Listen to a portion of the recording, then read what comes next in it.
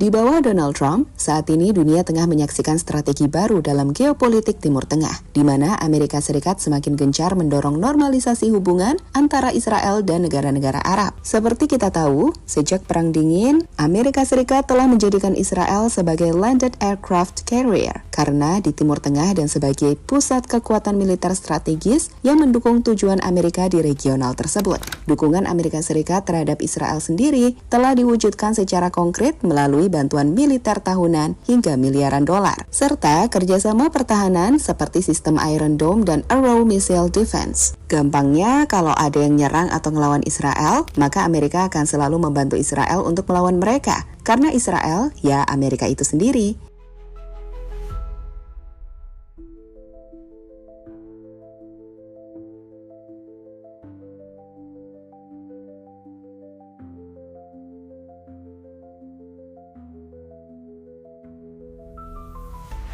Sekarang kita akan bicara soal kenapa Amerika sangat ingin menguasai Timur Tengah dengan menempatkan Israel sebagai pemimpin di sana. Jadi konteks sejarahnya begini. Di era Perang Dingin yang terjadi pada tahun 1947 hingga 1991, Timur Tengah menjadi medan strategis dalam perebutan pengaruh global antara Amerika Serikat dan Uni Soviet. Kawasan ini dinilai sangat penting karena letaknya yang strategis, yakni menghubungkan Asia, Afrika, Eropa, kaya minyak dan gas alam, dan punya pengaruh ideologis terhadap dunia Muslim. Sederhananya, Amerika Serikat ingin memastikan kawasan ini tidak jatuh ke tangan komunis. Dan itu kenapa saat Israel dihadirkan di sana pada tahun 1948, Amerika Serikat menjadikan Israel sebagai kekuatan mereka di Timur Tengah. Sejak 1967 atau Perang 6 Hari Israel dengan negara Arab, Amerika Serikat semakin intens memberi dukungan militer dan ekonomi besar-besaran kepada Israel. Bagi Amerika, Israel adalah mitra strategis dalam menghadapi pengaruh Soviet dan nasionalisme Arab. Israel menjadi kepanjangan tangan intelijen dan militer Amerika Serikat untuk menjaga stabilitas dan kepentingan Amerika Serikat di kawasan tersebut. Oh ya, perlu diketahui, selain Israel, Iran juga sempat jadi negara pilar Amerika Serikat di Timur Tengah. Amerika yang saat itu dipimpin oleh Presiden Richard Nixon mendukung Iran di bawah pimpinan Shah Pahlavi. Tapi strategi ini hancur setelah revolusi Iran 1979. Ketika Iran berubah menjadi negara anti Amerika Serikat dan menyebut Amerika Serikat sebagai setan besar, di mana sejak saat itulah Amerika Serikat mengandalkan Israel dan negara-negara Arab moderat saja untuk membendung Iran.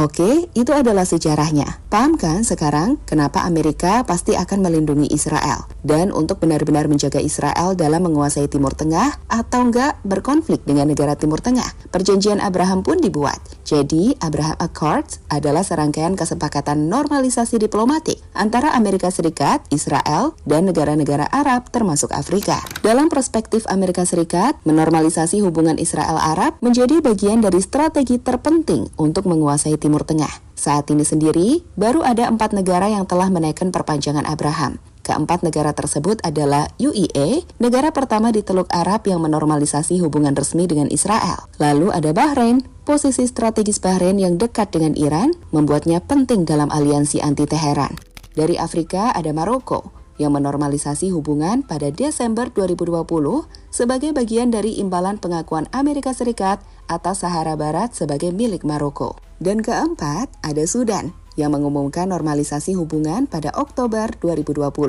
Usai Amerika Serikat menjanjikan penghapusan Sudan dari daftar negara sponsor terorisme sebagai imbalan. Kini lebih banyak negara coba diajak Amerika Serikat untuk menandatangani perjanjian Abraham, seperti Arab, Oman, Qatar, hingga Suriah.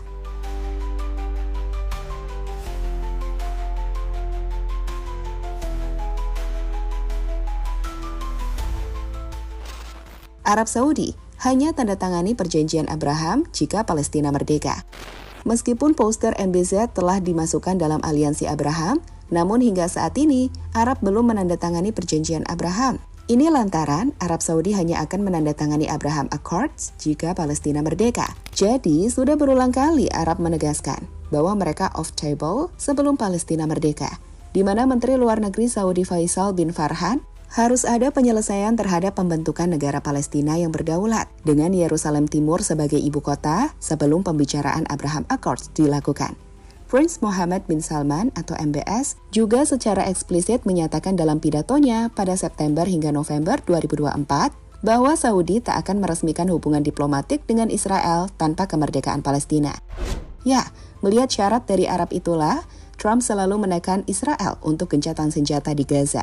Dengan terbaru, Trump akhirnya mengumumkan bahwa Israel setuju untuk melakukan gencatan senjata 60 hari per tanggal 2 Juli. Menurut kami, perjanjian Abraham akan jauh lebih penting dari sekedar Gaza bagi Amerika Serikat, karena akan menyangkut seluruh kawasan Timur Tengah.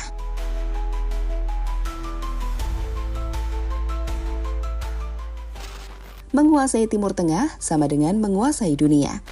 Mengapa Timur Tengah penting bagi Amerika Serikat? Dan kenapa dengan menguasai Timur Tengah, Amerika Serikat bisa menguasai dunia?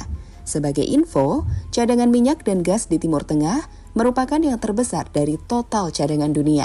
Sekitar 55,7% cadangan minyak mentah dunia atau sekitar 871,6 miliar barel dari total 1,56 triliun barel berdasarkan data OPEC 2022 berasal dari wilayah ini, termasuk negara-negara seperti Arab Saudi, Iran, Irak, Kuwait, dan Uni Emirat Arab.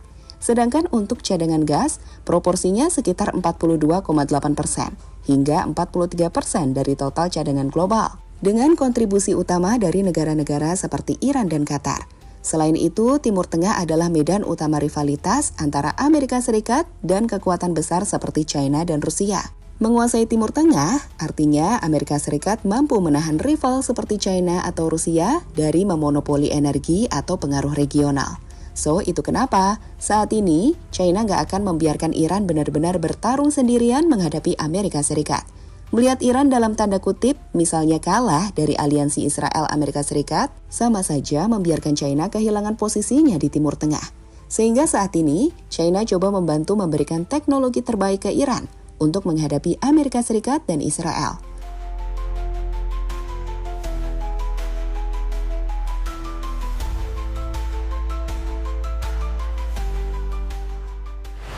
Pada akhirnya, saat ini dunia sedang menyaksikan ulang babak baru sejarah kekuasaan global coba dibentuk.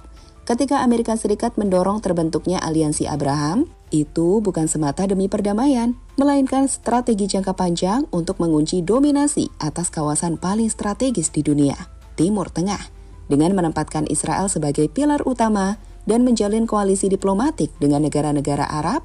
Amerika Serikat menciptakan jaring pengaruh politik, ekonomi, militer, dan energi yang tidak hanya menjaga kepentingannya di kawasan, tapi juga memberi posisi tawar yang kuat terhadap rival seperti China dan Rusia. Sekali lagi, Abraham Accords adalah senjata halus, bukan peluru, tapi fakta geopolitik yang mampu melumpuhkan lawan lewat diplomasi, tekanan ekonomi, dan aliansi teknologi. Ini adalah strategi menguasai kawasan tanpa harus mengerahkan pasukan. Karena bagi Amerika, menguasai Timur Tengah bukan pilihan, tapi keharusan. Karena menguasai Timur Tengah berarti mengendalikan energi dunia, jalur dagang dunia, dan arah politik dunia. Dan jika itu terjadi, maka bukan hanya Israel yang akan jadi benteng terkuat Amerika, tapi Timur Tengah akan jadi panggung utama Amerika untuk mengatur dunia.